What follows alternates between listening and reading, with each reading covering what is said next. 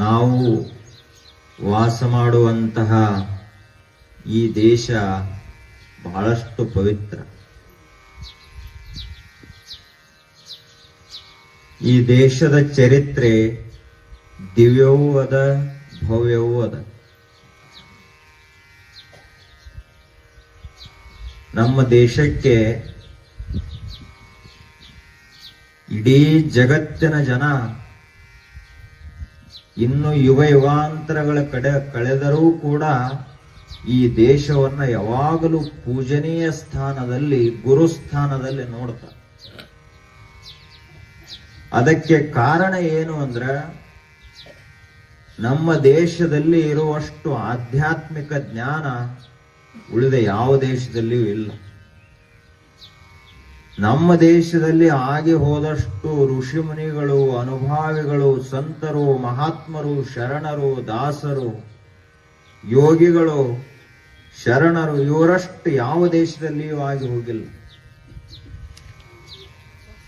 ನಾವೆಲ್ಲರೂ ಯಾರು ಅಂದ್ರ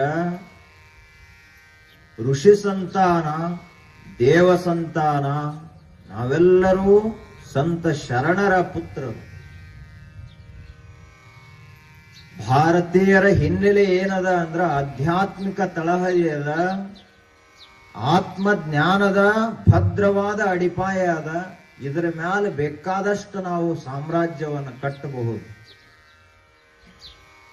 ಇಡೀ ವಿಶ್ವದಲ್ಲಿಯೇ ಇಂಥ ಅಮೋಘವಾದ, ಪುಣ್ಯಮಯವಾದ, ಶಾಂತಿಪ್ರದವಾದಂತಹ ದೇಶ ಇನ್ನೊಂದಿಲ್ಲ.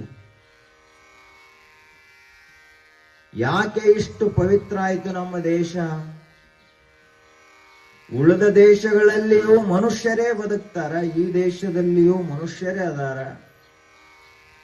ಅವರು ಬರೀ ಆಹಾರ ನಿದ್ರಾ ಭಯಮೈಥುನಂಚ ಸಾಮಾನ್ಯಮೇತತ್ ಪಶುಭಿರ್ನರಾಣ. ಹೆಂಗ ಬದುಕ್ತಾರಂದ್ರ ಸಾಮಾನ್ಯ ಪ್ರಾಣಿ ಪಕ್ಷಿಗಳು ಹೆಂಗ ಪ್ರಪಂಚ ಮಾಡ್ತಾವಲ್ಲ ಅಷ್ಟೇ ಮಾಡ್ತಾರ. ವಿಶೇಷ ಏನಿಲ್ಲ. ಭಾರತ ದೇಶ ಹಂಗಲ್ಲ.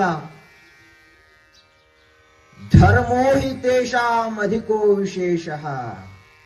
ನಮ್ಮ ದೇಶ ಧರ್ಮದ ದೇಶ. ಭಾರತ ಅಂದ್ರ ಅಧ್ಯಾತ್ಮದ ತವರೂರು. ಇದು ಇಡೀ ಜಗತ್ತು, ಜಗತ್ತಿನ ಬೇರೆ ಬೇರೆ ದೇಶಗಳು ಅಧ್ಯಾತ್ಮವನ್ನ ಕಲಿಯಬೇಕು ಅಂದ್ರ ಭಾರತೀಯರ ಮುಂದೆ ಶಿಷ್ಯರಾಗಿ ಕುಂತು ಕೇಳಬೇಕು. ಗುರುವಾಗಿ ಈ ದೇಶದ ಜನ ಉಪದೇಶ ಮಾಡಬೇಕು. ಅದಕ್ಕೆ ಭಾರತ ದೇಶ ಅಂತ ಕರೀತಾರೆ. ಧರ್ಮೇಣ ಹೀನಾಹ ಪಶುಭ್ಯ ಸಮಾನಾಹ. ಧರ್ಮ ಒಂದು ಇಲ್ಲದೆ ಇದ್ರ, ಅಧ್ಯಾತ್ಮ ಒಂದು ಇಲ್ಲದೆ ಇದ್ರ ನಾವು ಮನುಷ್ಯರಾಗಿದ್ದು ಕೂಡ ಪಶುಗಳಂತೆ ಅಂತ ಜ್ಞಾನಿಗಳು ಹೇಳ್ತಾರೆ. ಅವುಗಳಿಗೂ ನಮಗೇನು ವ್ಯತ್ಯಾಸ ಅದ? ಅವಕ್ಕೂ 2 ಕಣ್ಣದಾವು, ನಮಗೂ 2 ಕಣ್ಣದಾವು. ಅವಕ್ಕೆ 4 ಕಾಲದಾವು, ನಮಗೂ ಮೊದಲು 4 ಇದ್ವಿ. ಈಗ ಎದ್ ನಿಂದ್ರಲ್ಲ ಕಲ್ತಿದೀವಿ ಮಂಗನಿಂದ ಮಾನವ. ಅವು ಊಟ ಮಾಡ್ತಾವ, ನಾವು ಊಟ ಮಾಡ್ತೀವಿ. ಅವು ಮಲ್ಕೋತಾವ, ನಾವು ಮಲ್ಕೋತೀವಿ. ಅವು ಇದ್ದದ್ರಾಗ ಒಂದ್ ಮನಿ ಕಟ್ತಾವು, ನಾವು ಇದ್ದದ್ರಾಗ ಒಂದ್ ಮನಿ ಕಟ್ತೀವಿ. ಅವು ಲಗ್ನ ಮಾಡ್ತಾವ, ನಾವು ಲಗ್ನ ಮಾಡ್ತೀವಿ. ಅವಕ್ಕೂ 1-2 ಮಕ್ಕಳಾಕ್ಕವ, ಇವ್ರಿಗೂ 1-2 ಮಕ್ಕಳಾಕ್ಕವ. ಅದ್ರದ್ದು ಒಂದು ಕಪ್ಪೆದ ಅಂದ್ರೆ ಕಪ್ಪಿದು ಒಂದು ದೊಡ್ಡ ಸಂಸಾರ ಇರ್ತದ. ಇವ ತಿಳ್ಕೊಂಡಿರ್ತಾನ ಊರಾಗ ನಮ್ದ ಬಹಳ ದೊಡ್ಡ ಸಂಸಾರ. ಇವನಿಗೆ ದೊಡ್ಡ ಸಂಸಾರ ಕಪ್ಪ್ಯಾಗ ರಾಡಿ ಒಳಗೈತದ ಕಪ್ಪೆ, ಅಲ್ಲಿ ಅಷ್ಟು ದೊಡ್ಡ ಸಂಸಾರ. ನಾವಷ್ಟೇ ಅಲ್ಲ, ಎಲ್ಲವೂ ಪ್ರಪಂಚವನ್ನೇ ಮಾಡ್ತವ. ಆದ್ರೆ ಮನುಷ್ಯನಿಗೆ ಒಂದು ವಿಶೇಷವಾದ ವಿವೇಕ ಶಕ್ತಿ ಅದ, ಪ್ರಜ್ಞಾಶಕ್ತಿ ಅದ, ಧೀಶಕ್ತಿ ಅದ.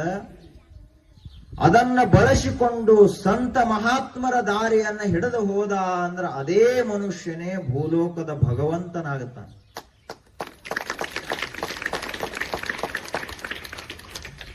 ಋಷಿ ಮುನಿಗಳೆಲ್ಲರೂ ಯಾರವರು? 12ನೇ ಶತಮಾನದಲ್ಲಿ ಆಗಿ ಹೋದ ಶರಣರೆಲ್ಲರೂ ಯಾರು? ಅವರೆಲ್ಲರೂ ದೇವನ ದಾರಿಯನ್ನ ಕ್ರಮಿಸಿದಂತಹ ದೇವಪಥಿಕರು. ನಮ್ಮ ಜೀವನಕ್ಕ ಮಹಾತ್ಮರ ಜೀವನಕ್ಕ ಒಂದು ದೊಡ್ಡ ವ್ಯತ್ಯಾಸ ಕಂಡು ಬರ್ತದ. ಅದೇನು ಅಂದ್ರ ನಾವು ಪ್ರೇಯೋ ಮಾರ್ಗವನ್ನು ಹಿಡಿದು ಹೋಗ್ತೀವಿ, ಮಹಾತ್ಮರ ಶ್ರೇಯೋ ಮಾರ್ಗವನ್ನು ಹಿಡಿದು ಹೋಗ್ತಾರೆ. ಏನು ಪ್ರೇಯ ಮತ್ತು ಶ್ರೇಯ ಅಂದ್ರ?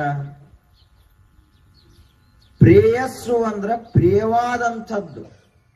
ಈಗ ಸದ್ಯ ನಮಗ ತಾತ್ಕಾಲಿಕ ಸುಖ ಕೊಡ್ಬೇಕು. ಈ ಗುರುಗಳು ಉಪವಾಸ ಮಾಡ್ರಿ ಅಂತ ಹೇಳಿದ್ರು, ಅದು ಯಾರಿಗೂ ರುಚಿಸುವುದಿಲ್ಲ, ಅದು ಶ್ರೇಯಸ್ಸು. ಅದೇ ಚಲೋ ಬಜಿ ಮಾಡಿಬಿಟ್ರಂದ್ರೆ ಮುಗಿದು ಹೋತ್. ಅದರ ಮುಂದೆ ಯಾವ ಉಪವಾಸ ಏನದು? ಶಿವರಾತ್ರಿ ಇದ್ರು ಸಹಿತ ಒಂದು ಕ್ಷಣ ಶಿವ ಮತ್ತಿನ್ ಮುಂದಿನ ವರ್ಷ ಭೇಟಿ ಹಾಕಾನಂತ ತಿಳ್ಕೊಂಡು ಈಗ ಮೊದಲು ಬಜಿ ತಿನ್ನೋದು. ಇದೇನಿದು? ಪ್ರೇಯೋ ಮಾರ್ಗ. ಇಲ್ಲಿ ಪ್ರವಚನ ಎಲ್ಲ ನಡೆದಿರ್ತದ. ಆದರೂ ಕೆಲವೊಬ್ಬರಿಗೆ ಟಿವಿ ನೋಡೋ ಹುಚ್ಚು. ಅದು ಬಹಳ ಪ್ರಿಯ ಆಯ್ತು. ಯಾಕಂದ್ರೆ ತಾತ್ಕಾಲಿಕ ಸದ್ಯದಾಗ ಸುಖ ಸಿಗ್ತೈತೆ ಅದರಿಂದ.